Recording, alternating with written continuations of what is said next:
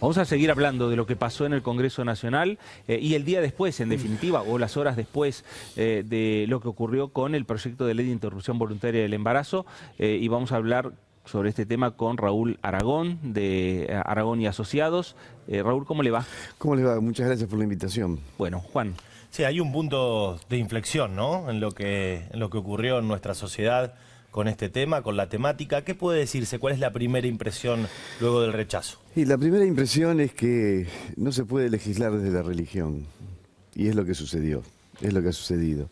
Hubo una inmensa presión de la Iglesia Católica y de los evangélicos, sobre todo en las provincias del NOA y del NEA, que tienen poblaciones muy crecientes, porcentualmente muy crecientes, donde la iglesia es muy poderosa, tiene mucha influencia, tiene muchos feligreses, y los evangélicos también. Hubo mucha presión sobre los gobernadores de esas provincias y sobre los senadores de esas provincias. Pero no se puede legislar desde la moral en estos casos. Es decir, hay dos miradas, hubo dos miradas, la mirada moral religiosa y la moral sociológica, claro, pragmática. ¿Qué te dice la religiosa? Prohibido. ¿Qué te dice la sociológica? Y bueno, mirá, hay 350.000 abortos por año, estos son datos del ministro de Salud, de estos hay lo que equivale a 959 por día, lo que equivale a 40 por hora. Cada minuto, 20 segundos hay un aborto en la Argentina, ¿sí? O sea, y de cada 7 mujeres, una termina en el hospital.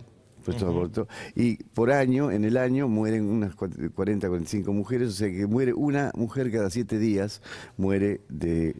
Ahora, yo no estoy de acuerdo con el aborto, pero estoy de acuerdo con legalizarlo. ¿Sí? Esa es la diferencia entre lo moral y lo social. Pero hay una tercera mirada que no se discutió acá y que es un poco más compleja, que es la histórica cultural. Cuando una práctica está instalada culturalmente, no la parás con una ley, le das norma con una ley, que es lo que hace el legislador. Ahora, bueno, el caso emblemático de eso, cuando se prohibió el alcohol en Estados Unidos. Si tomaban alcohol desde el marginal, el obrero, el policía, el mismo juez que metía preso a los que traficaban alcohol.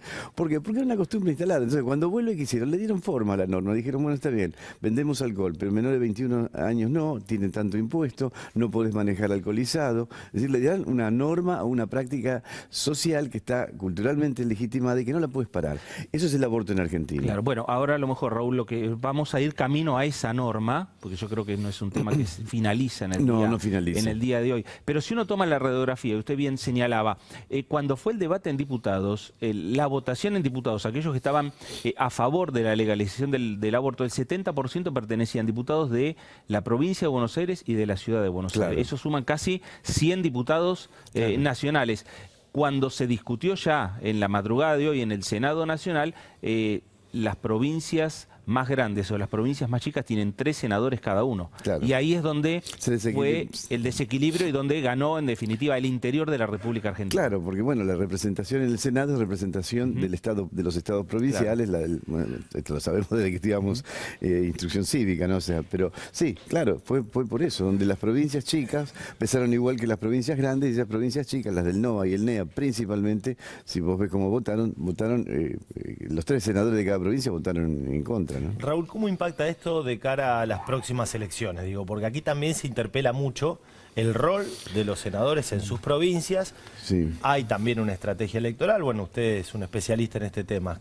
¿Cómo se juega esto de cara? Bueno, en el discurso de los candidatos presidenciales esto no va a poder estar ausente, claro, ciertamente. Y yo creo, nosotros siempre medimos, por distintas razones, hace años que venimos midiendo cada tanto este tema del aborto.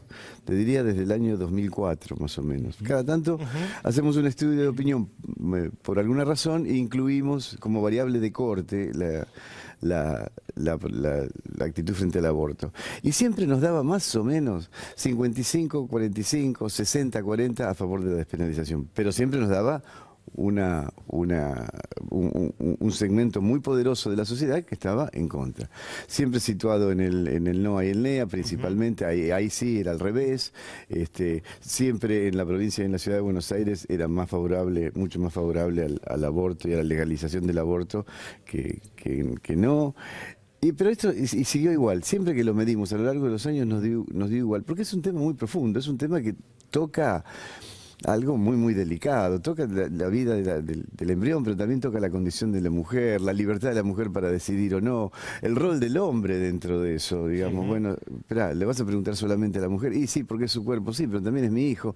Es un debate muy complejo. Ahora, Raúl, ¿cómo es el trabajo de ustedes? ¿Cuándo van a empezar a hacer las mediciones respecto a cómo impactó esto en la sociedad a partir de lo que resolvió el Senado? Sí, en nuestra experiencia es que es mejor dejar pasar un día o dos, que se asiente un poco el polvo, que los medios empiecen a hablar de otra cosa, o no van a empezar inmediatamente, pero que bajen un poco el tono y la cantidad de discursos mediáticos que va a haber, obviamente, hoy y mañana. Así que vamos a empezar posiblemente mañana a medir, quizás el sábado. Hay que dejar que baje un poco. ¿Y los resultados cuándo van a estar? Y los vamos a tener mediados de la semana que viene.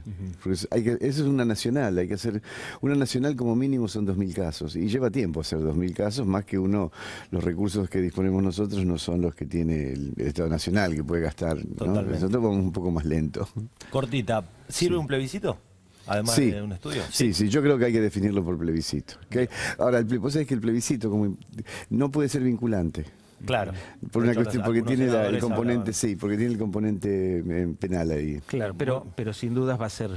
Tácitamente va a ser vinculante. Va a ser vinculante, porque una vez que gana una posición u otra, ¿quién va a votar en contra de eso? Totalmente. Muy bien. Raúl Aragón, gracias por haber estado en la televisión pública. No, gracias a ustedes por la invitación. Siempre es un gusto venir acá. Muy bien.